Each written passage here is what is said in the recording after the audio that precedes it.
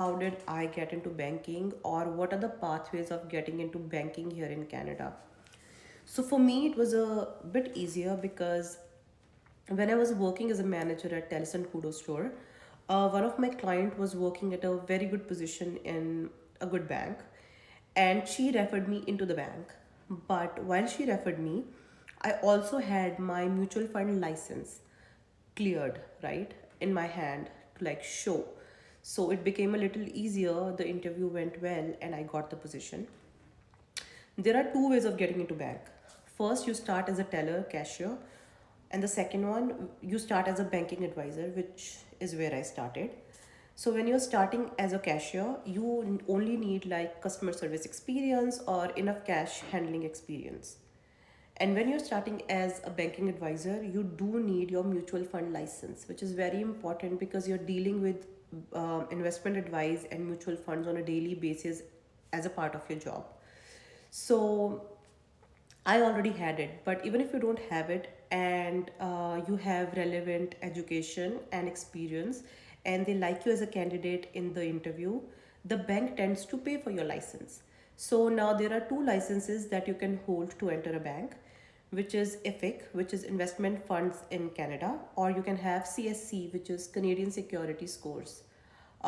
You can like apply for or have like either of the two, but I had EFIC, which is also cheaper, which is around $700 to $800 if I'm not wrong, approximately, to just hold that license, like to give the exam and have that license, and that license then is good for 3 years. And CSE on the other hand is a little expensive. It is around 1200 to 1400, between that range. And you need that license when you are a financial advisor. A financial advisor does a lot more than a banking advisor does. So banking advisor basically is a position between a financial advisor and a teller.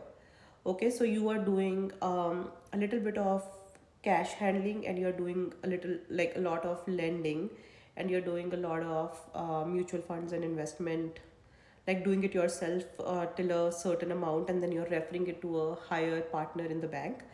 And then with financial advisor, you also do mortgages or like high lending, high investment stuff. Okay, so that is like a picture of how to get into banking.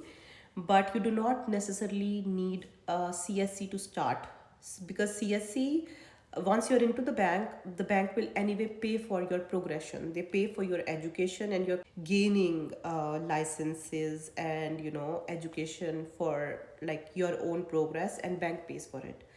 So, but yeah, this is the pathway, and you can choose either starting as a teller or starting as a banking advisor. I started as a banking advisor, and I'm loving my job, and it's a good career to start.